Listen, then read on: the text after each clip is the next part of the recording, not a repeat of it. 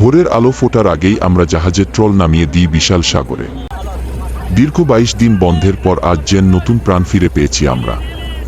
মাত্র 3 ঘন্টা ট্রোলিংয়ে জালে উঠে এসেছে প্রায় 4 টন ঝলমলে ইলিশ। ইলিশের রূপে রূপালিতে ঝিকমিক করছে আমাদের জাহাজের ডেক। সবাইয়ের মুখে হাসি, চোখে আনন্দের ঝিলিক। এই মাছই আমাদের জীবিকা, এই সাগরই আমাদের ভরসা। একজন জেলে বললেন, ভাই, এই পরিশ্রমের ফল হাতে পেয়ে সব কষ্ট যেন উধাও। সাগরের হাওয়ায় ভেসে যাচ্ছে একটাই অনুভূতি, ফিরে এসেছে ইলিশের মৌসুম, ফিরে এসেছে জেলেদের হাসি। কিন্তু এক অদ্ভুত বাস্তবতা, যারা ইলিশ ধরে তারাই ইলিশ খেতে পারে না।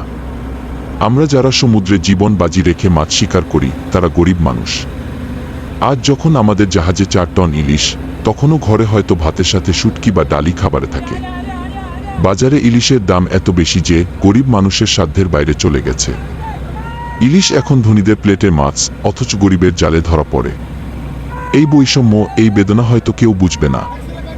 কিন্তু প্রতিটি ইলিশ যখন জালের ভেতর ঝলমল করে ওঠে, তখন আমরা মনে মনে ভাবি, ইলিশ ধরি আমরা, কিন্তু খেতে পারে না আমাদের দেশের গরিবেরা। ঘি শহরের রেস্টুরেন্টে কেউ ইলিশের স্বাদ নেয়, তখন দূরের কোনো ঘাটে কোনো জেলে তার হাতে ধরা ইলিশ বিক্রি করে, চাল ডাল কেনার টাকাটা জোগাড় করে।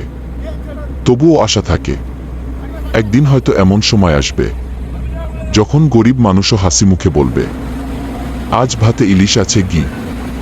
আমরা চাই যে সাগর আমাদের জীবন দেয়, সেই সাগরের আশীর্বাদ যেন সবার ঘরে পৌঁছায়। ইলিশ শুধু রূপালী মাছ নয়, এটা আমাদের আশা, আমাদের গর্ব, আমাদের গল্প।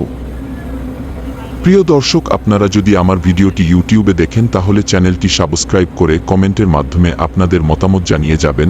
আর যদি ফেসবুক পেজে দেখে থাকেন, ফলো দিয়ে আমাদের পাশে থাকবেন। আপনাদের মতামত আমাকে অনুপ্রেরণা জানায়। ধন্যবাদ।